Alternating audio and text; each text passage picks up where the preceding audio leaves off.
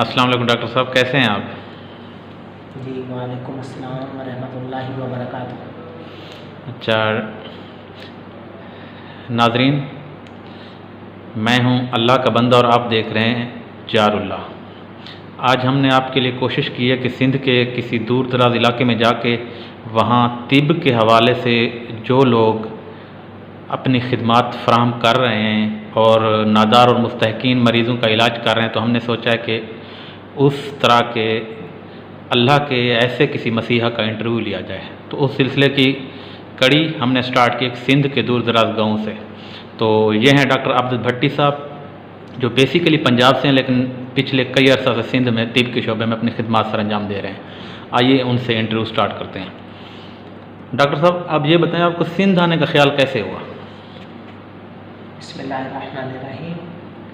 ہمارا تعلق جو ہے وہ فیصل آباد کے علاقے سے تھا، تو ہمارے مرشد ہیں صوفی برکت علی صاحب، تو ہمارے آباء و اجداد تھے جو ہمارے دادا جان، ان کو پھر انہوں نے حکم دیا کہ آپ سندھ کے علاقے میں جائیں، وہاں پہ آپ لوگ کھیتی باڑی کریں اور وہاں پہ رہائش اختیار کریں۔ تو اس طریقے سے ہم سندھ ڈسٹرکٹ نوابشاہ سٹی دولت پور کے علاقے میں آ گئے۔ اچھا، ہم نے سنا ہے کہ یہاں سندھ میں اسپیشلی انٹیریئر سندھ میں یہاں طبی سہولیات کا فقدان ہے، تو اس حوالے سے آپ کیا کہنا چاہیں گے؟ جی بالکل، سندھ کیا بلکہ پورے پاکستان میں جو دیہی علاقے ہیں میں گھوما ہوں، سندھ پنجاب سرحد بلوچستان کا علاقہ، تو دیہات کا علاقہ پنجاب کا ہو یا سندھ کا ہو تو سیم ہی پوزیشن ہے۔ وہاں پہ سہولتیں نہیں ہیں، ہاسپٹلوں میں ادویات نہیں ہیں، مشینری نہیں ہے، اور جو ڈاکٹر ہیں وہ دور دراز علاقوں میں جاتے نہیں ہیں، جس کی وجہ سے وہاں کے لوگوں کو بڑی مشکلات کا سامنا کرنا پڑتا ہے۔ اچھا، یہاں میڈیا کے تھرو موسٹلی یہ خبریں گردش کرتی رہی ہیں کہ یہاں کتے کے کاٹے کی ویکسین نایاب ہے اور موسٹلی پیشنٹ بیچارے ان کی ڈیتھ ہو جاتی ہے، تو کیا مسئلہ ہے؟ کیا سرکار اس معاملے میں آپ ڈاکٹرز کی ہیلپ آؤٹ نہیں کرتی؟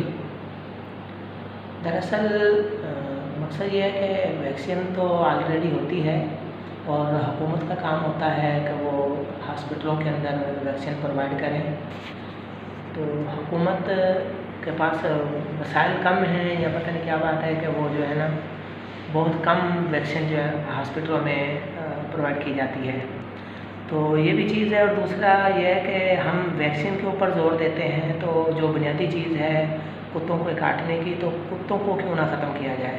تو اس کے حوالے سے میں سمجھتا ہوں کہ جو مقامی ٹاؤن انتظامیہ ہوتی ہے اس کا کام ہوتا ہے کہ وہ اس چیز پر قابو پائے اور جو آوارہ کتے وغیرہ ہوتے ہیں ان کو وہ ختم کریں۔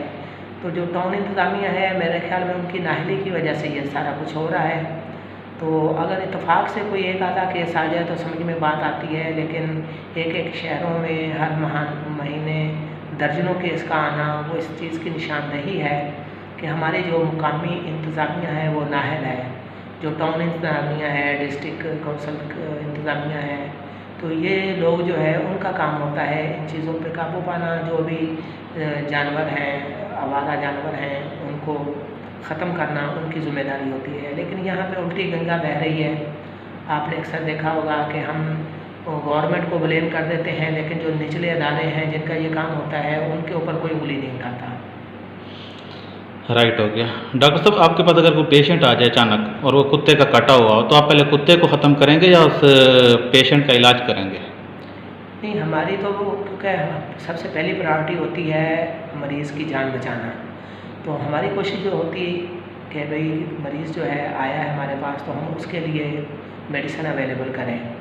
لیکن میں تو یہ ایک رائے عامہ کی بات کر رہا ہوں نا کہ یہ نوبت آنی نہیں چاہیے کتے کے کاٹنے کی نا، اگر یہ چیز کتوں کو ختم کر دیا جائے تو کتے نہیں کاٹیں گے، تو اس لیے میری یہی خواہش بھی ہے اور کوشش بھی ہے اور حکمرانوں سے یہی ریکویسٹ بھی ہے کہ آپ لوگ کتے کی ویکسین کے ساتھ ساتھ کتوں کو ختم کرنے کا بھی بندوبست کریں، جو آوارہ کتے ہیں جو گھریلو پالے جاتے ہیں وہ لوگوں کو نہیں کاٹتے ہیں۔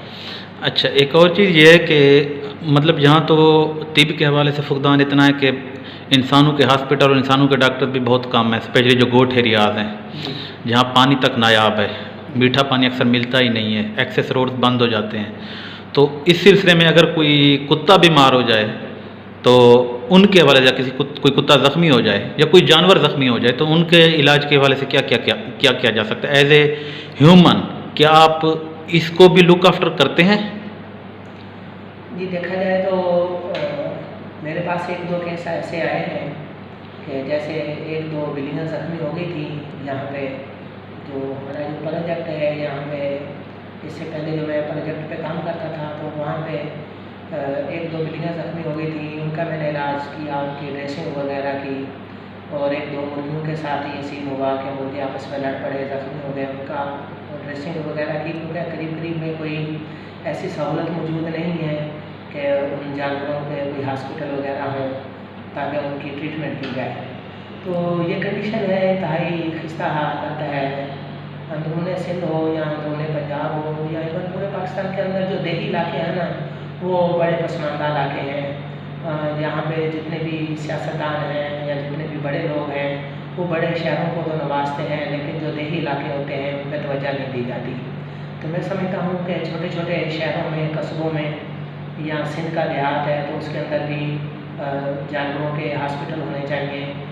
जो जानवरों के तो एक तरफ है, यहाँ पे जो इंसानों के हॉस्पिटल हैं वहाँ अद्वियात नहीं है, वहाँ डॉक्टरों का अमला नहीं है, बड़ी गंभीर सूरत हाल है। तो मैं समझता हूँ इस पर तवज्जो देने की ज़रूरत है। अगर इस पर तवज्जो दी जाए तो इंशाल्लाह काफ़ी जो है ना वो काबू पाया जा सकता है इस चीज़ों में। अच्छा जी, आप ये बताएं कि बेसिक एजुकेशन कहाँ से हासिल की और हायर एजुकेशन के लिए आप कहाँ तक गए? बेसिकली मेरा गांव है हाजी दीन मोहम्मद भट्टी, जो दिलो मशीन के नाम से मशहूर है। तो मैं पैदाइश मेरी वहाँ की है और उसके अलावा मेरी इब्तदाई प्राइमरी तालीम भी वहीं की है, क्योंकि वो मेरे दादा के नाम से गांव है। और अल्हम्दुलिल्लाह मुझे फ़ख्र है कि मैं अपने ही गांव के अंदर मैंने तालीम हासिल की। उसके बाद फिर मैंने छठी क्लास में दौलतपुर, जो हमारा गांव से 3 किलोमीटर दूर सिटी है, फिर मैंने प्राइमरी तालीम वहाँ से यानी कि छठी से मैट्रिक तक की तालीम वहाँ से हासिल की। उसके बाद फिर इंटर की तालीम गवर्नमेंट हाई स्कूल दौलतपुर से वहाँ से हासिल की। उसके अलावा बाकी जो मैंने एजुकेशन या डिस्पेंसरी वगैरह है वो मैंने PMC नवाबशाह से तालीम हासिल की। डॉक्टर साहब, फारिग औकात में आपके क्या मशागिल है? फारिग औकात में ये है कि यहाँ पे तो अब ज़िंदगी जो है ना बिल्कुल महदूद होकर रह गई है, लेकिन कोशिश ये होती है कि फारिग औकात में लोगों की हेल्प की जाए, मदद की जाए। जहाँ भी मुझे बुलाया जाता है मैं बड़ी खुशी से जाते हैं हम लोग, क्योंकि छोटे छोटे कस्बों के अंदर अगर कोई कैंप वगैरह लगाए जाते हैं, वहाँ पे अगर मुझे मदद किया जाता है तो हम अपनी खिदमत देने के लिए वहाँ पहुँच जाते हैं। मुझे अल्हम्दुलिल्लाह अंदरूनी सिंध में अपने इलाके में, दौलतपुर के इलाके में, शाहपुर जामिया, नवाब अली मोहम्मद काजी अहमद के इलाके में सैलाब ज़दगान की खिदमत करने का भी मौका मिला है। बरसात के जो मुतासरीन हैं उनकी खिदमत करने का भी मौका मिला है। 2010-11 के जो बड़ा सैलाब आया था उसमें, और फिर उसके बाद बारिश आ गई थी उसमें। और उसके अलावा अगर इत्तेफाक से टाइम मिल जाए तो फिर क्रिकेट खेलना जो है ना वो पसंद करते हैं। कभी आप पे तशद्दुद हुआ, जिस तरह के मोस्टली YDA या यंग डॉक्टर एसोसिएशन हैं उनके अंडर जितने डॉक्टर्स आते हैं हॉस्पिटल में, कोई पेशेंट या उनके लवाहिकीन की तरफ से बदतमीज़ी हो जाती है और डॉक्टर को टार्चर किया जाता है, कभी ज़िंदगी में आपको टार्चर किया गया? जी अल्हम्दुलिल्लाह मेरे साथ अभी तक ऐसा कोई वाक़या पेश नहीं आया कि टार्चर किया गया हो, लेकिन ये है कि पेशेंट जो भी आते हैं वो अपने किसी ज़ख्मी को लेके आते हैं या कोई इस तरह का सीन होता है, तो मरीज़ों को ये चाहिए कि वो बजाय आप प्राइवेट क्लिनिक में आएँ, आपको सरकारी हॉस्पिटल का रुख करना चाहिए, क्योंकि ये पुलिस के मामला होते हैं, लड़ाई झगड़े हो जाते हैं, हादसा हो जाते हैं। फ़र्स्ट एड तो हम दे देते हैं क्योंकि हमारा काम होता है फ़र्स्ट एड करना, ताकि उसकी जान बच जाए, उसका अगर ब्लड निकल रहा है तो वो बंद कर दिया जाए। लेकिन बेसिकली उनको, मरीज़ों को और उसके लवाहिकीन को ये सोचना चाहिए कि अगर वो हादसे में ज़ख्मी है या वो उनका किसी के साथ कोई लड़ाई झगड़ा हो गया है तो ये पुलिस केस होते हैं, बजाय इसके कि वो प्राइवेट क्लिनिकों पे जाएँ, उनको सरकारी हॉस्पिटलों का रुख करना चाहिए। तो मैं समझता हूँ वो मुनासिब फोरम है बजाय इसके कि आप प्राइवेट क्लिनिक में जाकर अपना इलाज करें। किसी ज़ख्मी ने क्लिनिक में आके आपको ज़ख्मी किया हो? जी ऐसी अभी तक कोई नौबत नहीं आई अल्हम्दुलिल्लाह। किसी पेशेंट का इलाज करते करते दिल दे बैठे हों? नहीं नहीं ऐसी कोई बात नहीं। डॉक्टर साहब, आप शर्मा रहे हैं, आप खुल के नहीं बताना चाह रहे। नहीं नहीं ऐसी कोई बात नहीं है अल्हम्दुलिल्लाह। अगर कोई ऐसी बात होगी तो बिल्कुल नाज़रीन के साथ शेयर करेंगे। कभी ऐसा हुआ किसी पेशेंट को देख के दिल तड़प उठा हो, रोना आ गया हो? बिल्कुल, काफ़ी दफ़ा ऐसे होता है कि ऐसे ऐसे पेशेंट आते हैं, गरीब मजबूर लाचार होते हैं, जिनकी जेब में पैसा भी नहीं होता है। तो फिर कोशिश ये होती है कि उनको अपनी जेब से भी दवाइयाँ लेके दे दी जाएँ। लेकिन हमारे इलाके में या इर्द गिर्द के माहौल में ऐसा बहुत से पेशेंट ऐसे हैं जिनको इन चीज़ की ज़रूरत होती है। मुझे अफसोस होता है कि अगर कोई इंसान जब मर जाता है तो फिर हम उसके लिए हज़ारों रुपया खर्च करने के लिए तैयार हो जाते हैं, लेकिन जब वो ज़िंदा होता है तो हम उससे एक वक्त की रोटी का नवाला भी उसे नहीं पूछते कि भाई आपने खाना खाया है नहीं खाया है। तो ये इंतहाई तकलीफ़ दे लम्हात होते हैं। तो मैं समझता हूँ ऐसा नहीं होना चाहिए। अगर आप ज़िंदगी में उसको कुछ ना कुछ दे दें तो मैं समझता हूँ कि हो सकता है कि मौत तक कोई नौबत ना आए। तो हम सख्त दिल हो जाते हैं जब कोई आदमी मर जाता है। उसके बाद फिर हमें जो है ना वो हर चीज़ याद आ जाती है। हम फ्रूट भी ले आते हैं, लोगों को पैसे इकट्ठे करके दे के भी उतार देते हैं। लेकिन जो ज़िंदा लोग होते हैं, जिनको सफ़ेद पोश लोग हैं, जो किसी के आगे हाथ नहीं फैला सकते, जिनको ज़रूरत होती है कि इनको कुछ दिया जाए, तो वो हम नहीं देते उनको। ये बहुत अफसोस की बात है, मैं समझता हूँ। कभी किसी पेशेंट को टीका या इंजेक्शन लगाते हुए आपकी तरफ से तकलीफ़ हुई और उसने उल्टा आपको चूना या टीका लगाया हो? देखिए इंजेक्शन जो होता है ना, इंजेक्शन लगाने से तो तकलीफ़ होती है। तो ये नहीं है कि किसी ने हमें चूना लगाया हो, लेकिन इंजेक्शन जो है वो तो ज़ाहिर सी बात है अगर आप उसको बाजू में लगाएंगे तब भी, या अगर उसको IV इंजेक्शन लगाएंगे तब भी मरीज़ तो पहले तकलीफ़ में होता है। हमारी ये कोशिश होती है कि उसकी तकलीफ़ को रफ़ा किया जाए। हमारी कोशिश ये नहीं होती है कि उसको तकलीफ़ पहुँचाई जाए, लेकिन क्या कहते हैं कि जब बीमारी आ जाए तो फिर कड़वी गोली तो खानी पड़ती है ताकि उस बीमारी को ख़त्म किया जा सके। क्या क्लिनिक ओपन करते वक्त आपके जहन में ये भी होता है कि या अल्लाह आज ज़्यादा ग्राहक भेज दें? क्योंकि मोस्टली दुकानदार जो अपनी दुकानें ओपन करते हैं तो वो इसी इंतज़ार में होते हैं कि हमारे पास ग्राहकों की लाइन लग जाए। क्या आप भी इसी इंतज़ार में होते हैं? आपकी नज़र लोगों की या पेशेंट्स की जेब पे होती है? ये ऐसी बात नहीं है। दरअसल ये होता है कि जब भी हम क्लिनिक खोलते हैं अल्लाह ताला को याद करते हैं और अल्लाह ताला से ये दुआ करते हैं कि अल्लाह हमें रिज़्क़ हलाल अता फरमा और जितनी ज़रूरत है मेरी उतना ही मुझे देना, इससे ज़्यादा की मुझे ख्वाहिश नहीं है।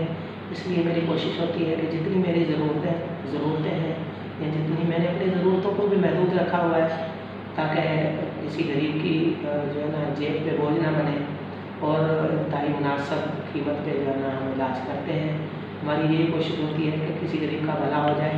यही वजह है कि मैं वक्तन फ़वक्तन कोशिश करता हूँ कि हमारे अपने गांव में फ्री मेडिकल कैंप लगाए जाएँ, और अल्हम्दुलिल्लाह हमने लगवाए भी हैं।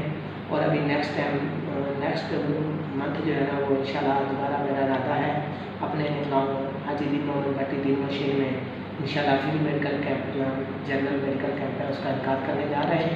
और वो फ्री ऑफ कास्ट है, उसकी दवाइयाँ फ्री हैं, डॉक्टर फ्री चेकअप करेंगे, और उसके अलावा उसमें जो भी चीज़ है वो सारी फ्री में उनको प्रोवाइड की जाएगी, और वो हम अपनी जेब से करने जा रहे हैं।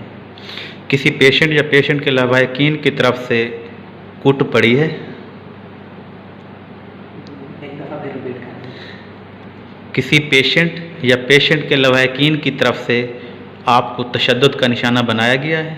नहीं अल्हम्दुलिल्लाह अभी तक ऐसी कोई वाक़या पेश नहीं है। किसी पेशेंट ने बदतमीज़ी की हो?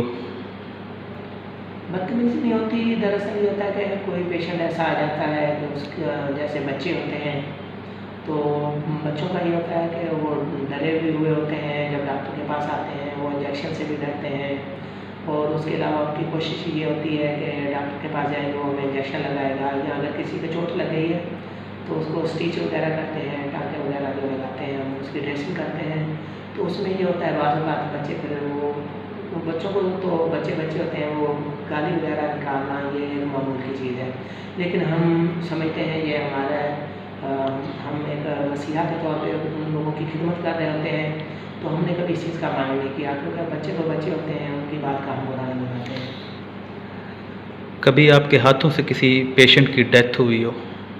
جی، اللہ نے اب تک محفوظ رکھا ہے، اور ہماری دعا ہے کہ آگے بھی محفوظ رکھے اللہ پاک۔ آپ آپریشن کرتے ہیں؟ دور دراز علاقوں میں سرجن کی بھی ضرورت ہوتی ہے، تو ان کو آپریشن کی بھی ضرورت پڑ جاتی ہے جہاں طب کا آلریڈی فقدان ہے، تو آپ تو دور دراز علاقوں میں پہنچ جاتے ہیں، کیا آپ آپریشن کرتے ہیں؟ نہیں جی، آپریشن نہیں کرتے ہیں، باقی یہ ہوتا ہے کہ اتفاق سے اگر کوئی حادثے میں زخمی ہو گیا ہے تو اسٹیچ وغیرہ کر لیتے ہیں تاکہ اس کی جان بچائی جا سکے، پھر اس کو ہم فرسٹ ایڈ کے طور پہ اتنا کر دیتے ہیں کہ وہ ہاسپٹل پہنچ جائے، باقی وہ اپنا علاج جو ہے وہ جا کے ہاسپٹل میں اپنا کریں۔ Thank you very much doctor صاحب، آپ کے قیمتی وقت سے ہم نے تھوڑا سا حظ اٹھایا، تھوڑا آپ کو تنگ کیا، اور انشاءاللہ موقع ملا تو آپ سے پھر ملاقات ہوتی رہے گی، لیکن یہ ہمارا آج کا دن آپ کے ساتھ ہے، تو ابھی چلتے ہیں ہم اگلے راؤنڈ کی طرف۔